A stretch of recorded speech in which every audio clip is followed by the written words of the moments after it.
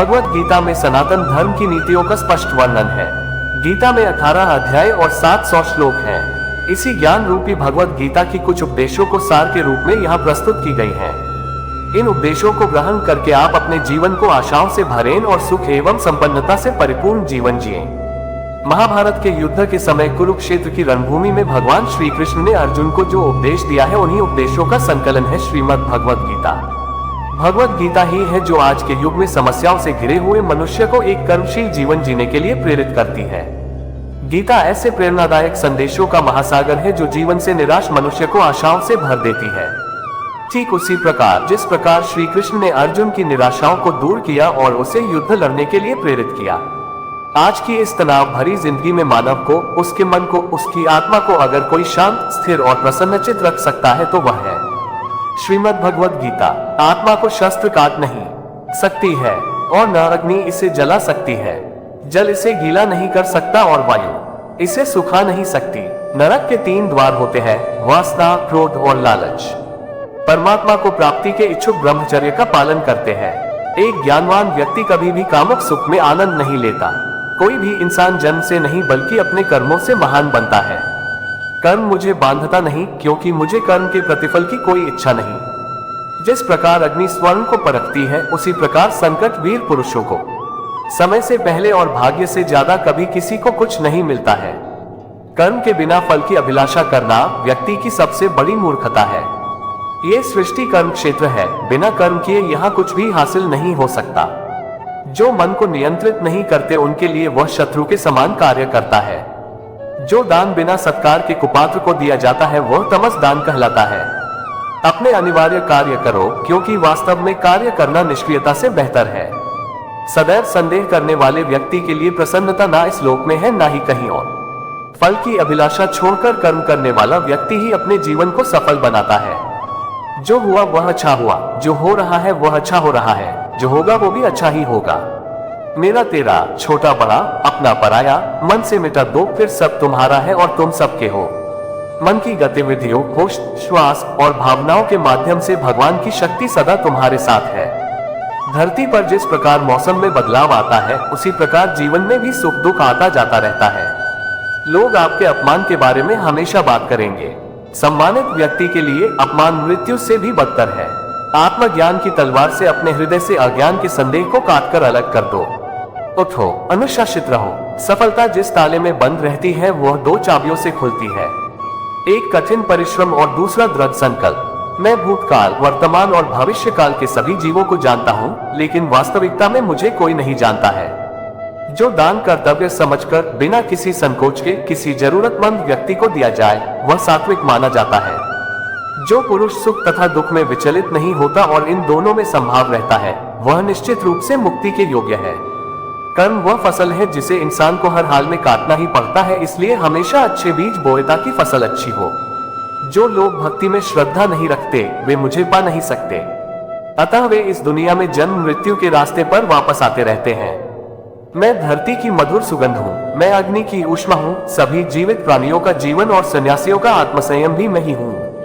वह जो सभी इच्छाएं त्याग देता है और मैं और मेरा की लालसा और भावना से मुक्त हो जाता है, उसे शांति प्राप्त होती है।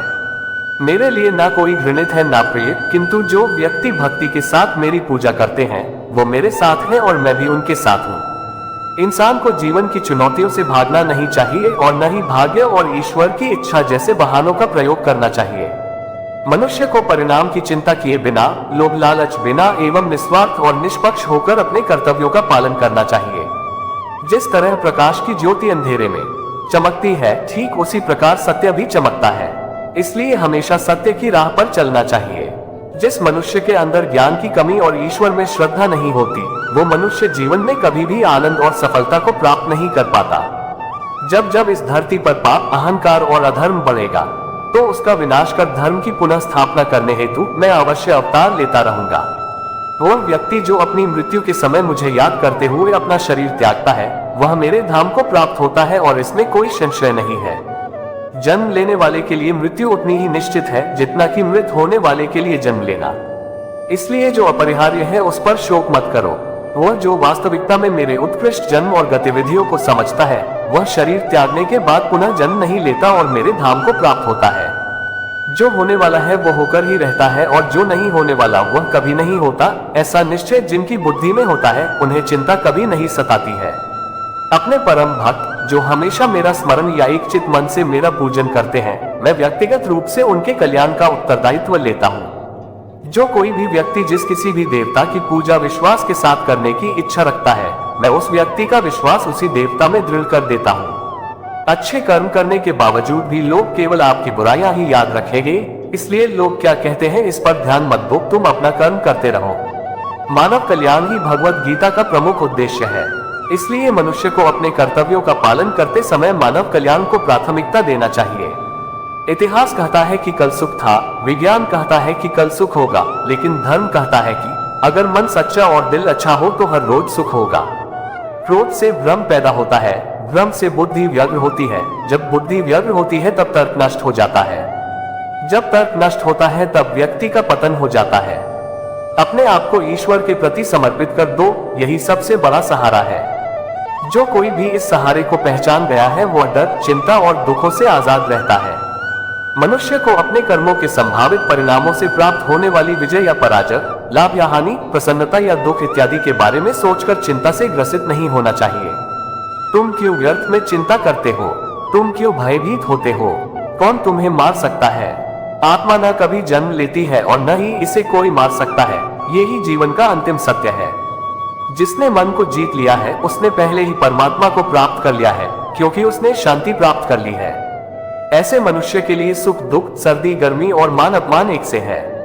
श्रेष्ठ पुरुष को सदैव अपने पद और गरिमा के अनुरूप कार्य करने चाहिए, क्योंकि श्रेष्ठ पुरुष जैसा व्यवहार करेंगे तो इन्हीं आदर्शों के अनुरूप सामान्य पुरुष भी वैसा ही व्यवहार करेंगे। न तो ये शरीर तुम्हारा है और न ही तुम इस शरीर के मालिक हो। ये शरीर 5 तत्वों से बना है, आग, जल, वायु, पृथ्वी और आकाश। एक दिन ये शरीर इन्हीं 5 तत्वों में विलीन हो जाएगा। मनुष्य का मन इंद्रियों के चक्रव्यूह के कारण भ्रमित रहता है, जो वासना, लालच, आलस्य जैसी बुरी आदतों से ग्रसित हो जाता है। इसलिए मनुष्य का अपने मन एवं आत्मा पर पूर्ण नियंत्रण होना चाहिए। व्यक्ति को अपने धर्म के अनुसार कर्म करना चाहिए, जैसे विद्यार्थी का धर्म विद्या प्राप्त करना, सैनिक का धर्म देश की रक्षा करना आदि। जिस मानव का जो कर्तव्य है उसे वह कर्तव्य पूर्ण करना चाहिए। मैं सभी प्राणियों को एक समान रूप से देखता हूँ, मेरे लिए ना कोई कम प्रिय है ना ही ज्यादा। लेकिन जो मनुष्य मेरी प्रेम पूर्वक आराधना करते हैं वो मेरे भीतर रहते हैं और मैं उनके जीवन में आता हूँ। तुम्हारा क्या गया जो तुम रोते हो? तुम क्या लाए थे जो तुमने खो दिया? तुमने क्या पैदा किया था जो नष्ट हो गया? तुमने जो लिया यहीं से लिया, जो दिया यहीं पर दिया। जो आज तुम्हारा है कल किसी और का होगा, क्योंकि परिवर्तन ही संसार का नियम है।